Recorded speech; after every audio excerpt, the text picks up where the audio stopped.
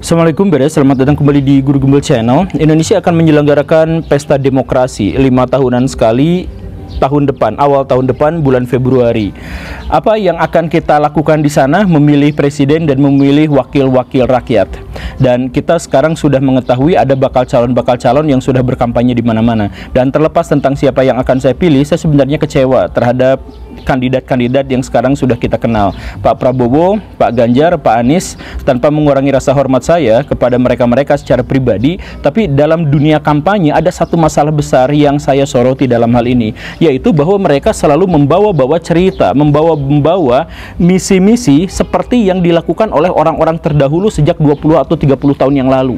Apa itu? Yaitu bahwa mereka selalu membawa-bawa muatan-muatan feodalisme, dan mereka mengajarkan serta melestarikan muatan-muatan feodalisme di tengah kancah demokrasi. Lah, maksudnya apa? Kalau misalkan Baraya mau mengecek apa yang sesungguhnya terjadi, coba misalkan Baraya melihat kampanye-kampanye yang sekarang ya. Kampanye dalam artian bahwa mereka sekarang memang belum diizinkan untuk kampanye, tetapi mereka sekarang diizinkan untuk mensosialisasikan bahwa dirinya akan menjadi bakal calon gitu. Dan ini sebenarnya adalah masalah yang aneh gitu kan. Jadi mereka itu sudah kampanye, tapi kampanyenya itu seperti iklan rokok gitu.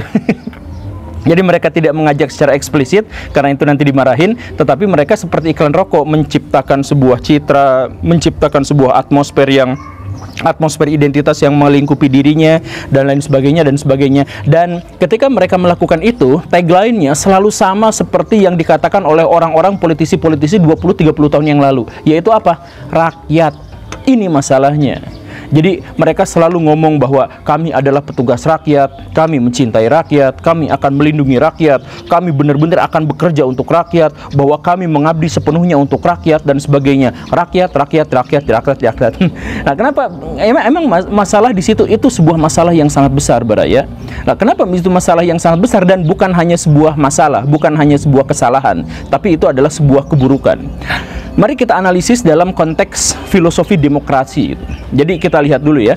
Dalam tataran demokrasi, dalam filsafat demokrasi, kita tidak pernah mengenal dikotomi yang benar-benar kuat antara rakyat dengan pemerintahan. Kita nggak pernah menemukan itu. Tidak ada oposisi biner di situ. Ada rakyat, ada pemerintah, tuh nggak ada ceritanya. Kenapa seperti itu? Karena dalam demokrasi secara harfiah pun demokrasi sudah menjelaskan bahwa pemerintahan itu ada di tangan rakyat. Demokrasi itu adalah rakyat memerintah gitu. Jadi rakyat menjadi pemerintah, atau pemerintah itu sesungguhnya adalah rakyat. Jadi menyatu di situ. Jadi kemudian ketika ada dikotomi bahwa ada pemerintah yang akan mengayomi rakyat, pemerintah yang akan melindungi rakyat, maka itu kesalahan besar gitu. Karena rakyat dengan pemerintah itu ya itu aja gitu. Jadi kalau misalkan kita menyalahkan pemerintahan dalam sistem demokrasi, ya kita menyalahkan kita juga gitu. Karena bagaimanapun mereka misalkan dipilih sama kita, mereka mendapatkan suara dari kita, mereka dapat uang yang dari kita juga karena pajak dan sebagainya gitu. Jadi intinya pemerintah itu ya rakyat juga. Nah, itu kesalahannya. Dan kelanjutan yang lebih fatal itu adalah begini, Baraya, bahwa sistem pemerintahan yang benar-benar memisah mana rakyat, mana pemerintah, mana raja, dan mana abdi itu adalah feodalisme. Feodalisme itu menciptakan sebuah pemisahan yang benar-benar kuat, menciptakan stratifikasi tertutup antara penguasa dengan rakyatnya. Penguasa itu memiliki segala sesuatu, termasuk tanah yang dipijak oleh rakyatnya, dan rakyatnya itu harus mengabdi kepada si penguasanya. Dan karena itu, maka si rakyat tidak berdaya, dan karena itu rakyat benar-benar ketergantungan terhadap apa yang dilakukan oleh pemerintahnya, oleh raja-rajanya, oleh bangsawannya.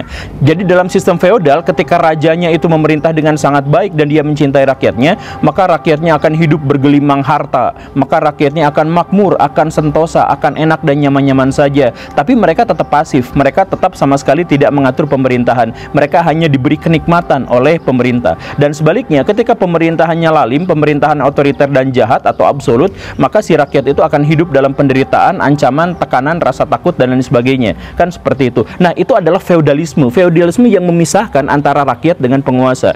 Kenapa bisa sampai seperti itu? Ya karena dalam sistem feodal, seperti yang dikatakan tadi, sistemnya itu adalah bahwa segala sesuatu yang ada dalam sebuah negara itu menjadi milik bangsawan, menjadi milik raja-raja. Sedangkan rakyat di situ konteksnya hanya sebagai penyewa tanah saja atau peminjam tanah saja, yang hidup dan matinya itu benar-benar tergantung pada siapa yang menjadi penguasanya.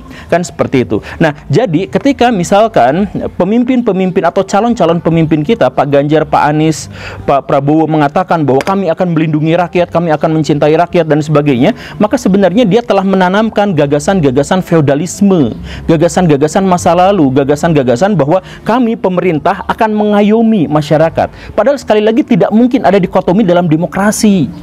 Itu kesalahannya. Lalu masalahnya apa? Lalu keburukannya apa? Keburukannya adalah ini yang pertama ya, ketika masyarakat terus-terusan dibombardir dengan cerita-cerita dikotomis bahwa kami pemerintah akan mengayomi rakyat, kami pemerintah akan menciptakan stabilitas keamanan, kami bagaimanapun akan tetap melindungi dan membela hak-hak rakyat dan sebagainya, maka yang terjadi adalah rakyat benar-benar menjadi pasif. Ini yang jadi masalah. Misalkan begini, ini umum terjadi di Indonesia dan ini gara-gara para politisi-politisi itu. Jadi ketika banjir Jakarta terjadi, yang salah siapa? Yang salah banyak, ada tata kota, ada apa. Tapi yang salah tentu saja dalam hal ini adalah masyarakat yang buang sampahnya sembarangan, masyarakat yang tidak mau bikin ketertiban-ketertiban dan sebagainya. Iya kan, itu kesalahannya. Tapi setiap banjir terjadi, yang disalahin adalah pemerintah. Nah, kenapa seperti itu? Ya tadi itu, karena dalam pikiran-pikiran feodalisme, apapun yang terjadi dalam sebuah negara, pasti yang salah itu pemerintah. Kenapa seperti itu? Ya karena rakyat pasif. Jadi kalau misalkan ada bencana alam, sekarang terjadi bencana alam, terjadi di ini, terus diwawancara orang yang menjadi korban bencana alam, apa yang mereka harapkan? Pasti mereka yang mengharapkan, ya kita berharap pemerintah memberikan bantuan kepada kami, bla bla bla bla bla. Jadi ditanamkan kepada masyarakat itu semangat-semangat bahwa mereka itu adalah fakir miskin, semangat-semangat bahwa mereka itu tidak berdaya, semangat-semangat bahwa mereka itu pasif dan tidak bisa melakukan apapun gitu. Jadi ketika misalkan ada masalah, masalahnya perampokan, masalahnya pembegalan, masalahnya begini dan begitu, ada korupsi dan sebagainya, mereka yang menyalahkan itu adalah pemerintah gitu. Karena kami kan tidak bisa berbuat apa-apa. Ketika misalkan jalanan macet, yang disalahkan ya tentu saja yang salah itu adalah pengguna jalan, yang kenapa udah tahu macet tapi masih beli mobil, tetap beli motor dan sebagainya. Kenapa nggak mau naik angkutan umum? Kan seperti itu. Tetapi tetap aja yang disalahinnya adalah pemerintah. Kenapa? Karena ada dikotomi bahwa rakyat ini tidak bisa melakukan apa-apa dan semuanya tergantung pada pemerintah.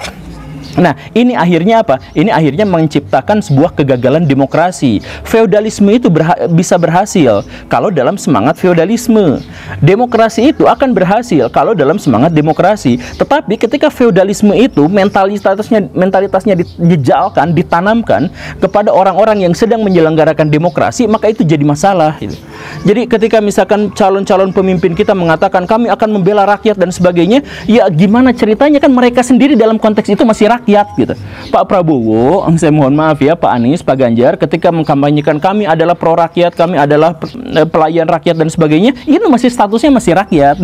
Kan untuk menjadi pemerintahan baru nanti kan, nanti usai pemilu kalau menang gitu ya. Nah, sekarang mereka statusnya apa? Statusnya rakyat. Walaupun ada beberapa di antara mereka yang statusnya adalah pemerintahan, tapi ketika mereka berkampanye untuk tahun depan, di mana mereka sekarang belum menjadi pemerintah itu gitu. Dan kalau misalkan masyarakat sudah ditanamkan bahwa mereka itu adalah rakyat, bahwa mereka itu harus dibela, bahwa mereka itu tetap harus diayomi, bahwa mereka itu tetap harus apa, maka masyarakat kemudian memunculkan mentalitas miskin. Jadi mental miskin itu jauh lebih buruk daripada kemiskinan itu sendiri. Apa yang membuat bangsa ini kaya raya tetapi tidak maju-maju adalah karena sejak dulu pas zaman Belanda, pas zaman penjajahan, kita itu ditanamkan bahwa kalian itu fakir miskin, kalian itu tidak bisa berbuat apa-apa, pemerintahan kami yang kelola karena kalian bahkan tidak akan bisa mengurusi diri kalian sendiri, kalian tuh miskin. Nah, itu ditanamkan. Nah, sekarang dilanjutkan bahwa kalian itu fakir miskin, bahwa apa gitu, bahwa kalian tidak bisa berbuat apa-apa, tergantung pemerintahnya. Jadi kalau pemerintahnya solid, hebat, baik, maka mereka akan mengayomi rakyat. Tapi kalau pemerintahnya bebal, rakyat juga tidak bisa berbuat apa-apa. Itulah yang mendapatkan penekanan antara rakyat dengan penguasa. Dikotomi itulah yang akhirnya memunculkan mentalitas masyarakat miskin, mentalitas fakir miskin. Jadi akhirnya apa? Setelah fakir miskin, itu akhirnya memunculkan banyak penyelewengan dan banyak penipuan-penipuan. Akui saja, misalkan banyak orang-orang kaya di Indonesia atau yang sudah mampu di Indonesia, kalau masak pakai gas melon yang untuk fakir miskin.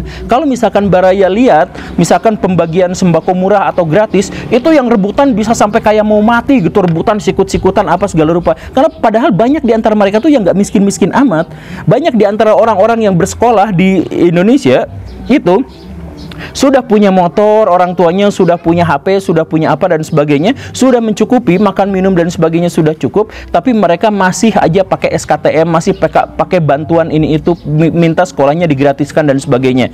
Saya ada tuh sekolah di Bandung yang papa mamahnya itu kaya raya karena salah satu pejabat, tapi anaknya itu sekolahnya gratis, dapat subsidi dari pemerintah karena begini dan begitu gitu. Jadi mentalnya fakir miskin gitu.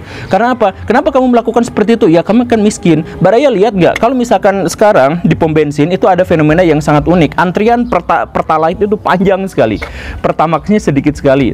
Nah, kenapa bisa seperti itu? Padahal kan cuman bedanya tuh 2000 tuh Baraya ke Alfamart, ke Indomart aja pasti bayar 2000 gitu ya. Nah, bedanya cuma 2000, tapi yang Pertalite itu panjang, yang Pertamax itu sedikit gitu. Kenapa bisa seperti itu? Ya karena kebanyakan masyarakat kita itu menganggap bahwa 2000 itu hal yang sangat mahal gitu. Hal yang besar gitu. Jadi kalau misalkan di tongkrongan gitu ya, ada bapak-bapak yang celepus, aduh ngeluh gitu ya. Lah nggak usah berpikir jauh-jauh lah, nggak usah mikir terlalu dalam lah, karena yang paling penting mah kita besok bisa makan atau enggak. Masih banyak rakyat Indonesia yang kayak gitu, dan dalam kondisi dia nongkrong itu ngudud ngerokok yang harganya sekian ribu sehari itu habis berapa, dan dia bawa motor ke situ, ke tempat nongkrongannya itu, tapi besok makan apa ya, celepus ya, nggak usah mikirin yang aneh-aneh gitu. Jadi mentalitas fakir miskin dijejalkan, terus-terusan ditekankan. Karena apa? Karena setiap kampanye rakyat kecil kelaparan, rakyat kecil penuh penderitaan, kami digusur, kami dihina, kami diambil harta kekayaannya oleh begini-begini, maka pilihlah kami karena kami. Jadi rakyat itu terus-terusan, kata rakyat itu dijejalkan agar masyarakat semuanya punya mental miskin, agar mereka kemudian mengemis kepada pemerintah-pemerintah, agar pemerintah nanti bisa memberikan bantuan. Kami jadi pahlawannya, saya akan bantu kalian semua, makanya pilihlah saya. Itulah mentalitas yang pada akhirnya hancur, kacau balau. Indonesia sekarang nggak miskin-miskin amat, tetapi masyarakat kebanyakan mengakunya miskin. Baraya, tentu saja di Indonesia ada fakir miskin, tetapi fakir miskin itu bukan dijejalkan dengan sebuah gagasan dan doktrin bahwa kalian memang miskin yang harus dibela oleh kami para pahlawan. Bukan seperti itu. Kalau memang di Indonesia ada fakir miskin, maka mereka harus diberdayakan, mereka harus dimandirikan secara finansial dan secara intelektual, sehingga mereka tidak harus jadi pengemis, sehingga mereka tidak akan nawar-nawar kalau BBM naik. Karena yang dipikirkan itu bukan soal BBM naik atau turunnya, tetapi mereka mampu enggak untuk membelinya, dan bagaimana cara agar mereka itu mampu untuk membelinya. Mereka itu harus mandiri. Nah, sekarang kampanye-kampanye sebaliknya. Orang-orang yang miskin itu bukan disuruh mandiri, tetapi disuruh menyoblos calon tertentu, karena calon tertentu pasti akan membantu. Jadi menciptakan ketergantungan antara siapa yang rakyatnya dan siapa yang pemerintahnya. Itu kan jadi masalahnya tuh, masalah besarnya tuh di situ gitu. Dan kalau misalkan gini Baraya, coba lihat janji-janji politik yang mereka keluarkan selama ini. Jadi kalau misalkan mereka berjanji itu, mereka mengatakan bahwa BBM akan diturunkan, BPJS akan gratis, sekolah akan murah, ini akan PLN listrik apa segala rupa akan gratis dan sebagainya. Ini kocak Baraya. Ini sebenarnya nggak masuk akal. Ini sebenarnya nggak realistis, tapi diterima aja sama masyarakat kebanyakan. Padahal itu adalah salah satu pelanggaran mental terhadap bangsa ini. Nah, kenapa seperti itu? Jadi gini Baraya, kalau janji-janji politik bahwa kami akan memurahkan ini, menggratiskan ini dan sebagainya, itu sebenarnya adalah janji politik yang jelas tidak akan terlaksana karena itu tidak rasional. Coba sekarang kita runut logika paling sederhananya. Logika sederhananya gini, kita sepakati beberapa premis bahwa bangsa Indonesia kaya raya, luas wilayahnya besar, sumber dayanya banyak, strategis dan sebagainya. Bahwa masyarakat Indonesia itu besar juga, banyak juga, 280 juta penduduk di Indonesia. Dan karena itu memiliki tenaga kerja yang sangat banyak, memiliki potensi yang sangat banyak, kemudian sirkulasi ekonomi juga sangat besar dan sebagainya. Oke itu. Tapi kenapa kita masih miskin? Nah itu kita masih miskin kan, kita masih miskin, kita belum maju dan sebagainya. Kita sepakati 3 premis itu. Nah, kalau misalkan masyarakat Indonesia itu besar dan sumber dayanya juga besar, tapi masih miskin, maka yang harus dilakukan itu apa? Logika sederhananya yang harus dilakukan itu adalah kita harus membuat sumber daya manusia Indonesia yang melimpah itu bisa mengelola sumber daya alam Indonesia yang melimpah. Karena itu maka menjadi kaya, gitu kan? Sekali lagi, kalau misalkan Indonesia mau jadi kaya, maka sumber daya manusia yang besar itu harus bisa mengelola sumber daya alam yang besar itu, biar Indonesia bisa maju, bisa kaya. Kita sepakati itu kan. Nah, jadi kalau misalkan kampanye, gimana caranya agar bangsa Indonesia bisa maju? Ajak masyarakat untuk kerja. Ayo masyarakat kita kerja dan sebagainya. Kayak Jepang yang dibom atom, maka kaisar nanya siapa gurunya, karena mereka akan memulai dari awal tentang apa yang harus mereka lakukan untuk kemajuan bangsa gitu. Bukan kemudian masyarakatnya besar, kemudian sumber dayanya juga besar tapi nggak maju, kemudian para politisi-politisi itu bilang kalian rebahan aja karena ini gratis, itu gratis, ini dimurahkan dan sebagainya. Ya kacau Baraya, harusnya ajak mereka itu untuk sama-sama bekerja. Kenapa seperti itu? Karena pemerintah dan rakyat adalah entitas yang sama dalam demokrasi, gak dibedakan. Jadi ayo kita sama-sama bekerja, bukan biarlah kami yang bekerja, kalian rebahan, kalian ini digratisin, ini digratisin, ini digratisin, ini digratisin gitu.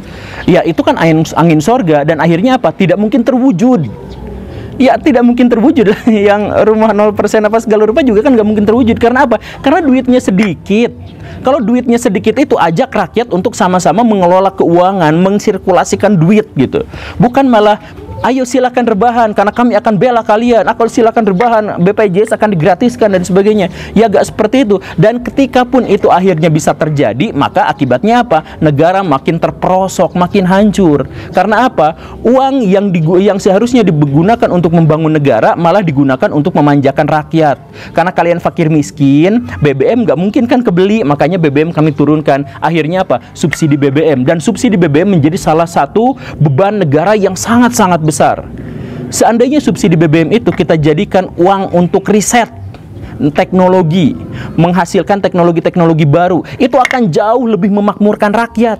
Indonesia bisa bikin mobil, bisa bikin motor, jual ke seluruh dunia. Akhirnya rakyat Indonesia dapat lapangan pekerjaan, masyarakat Indonesia bisa berinovasi, masyarakat Indonesia menikmati gaji yang sangat tinggi. Kan seperti itu seandainya dipindahkan ke riset dan teknologi. Tetapi kita tidak melakukan itu, kita malah memanjakan masyarakat untuk mensubsidi agar BBM-nya murah. Jadi akhirnya apa? Kalau ada bencana alam, berharapnya pada pemerintah. Kalau ada banjir, yang salah pemerintah. Ada dikotomi yang seperti itu, rakyat akan memilih siapa yang akan memanjakan mereka. Enggak, Baraya. Rakyat harus diajak bekerja bersama-sama karena rakyat dan pemerintah itu sama. Gitu. Ya, oke Baraya, itu saja ya. Terima kasih karena sudah menyimak. Saya Guru Gembul. Assalamualaikum warahmatullahi wabarakatuh.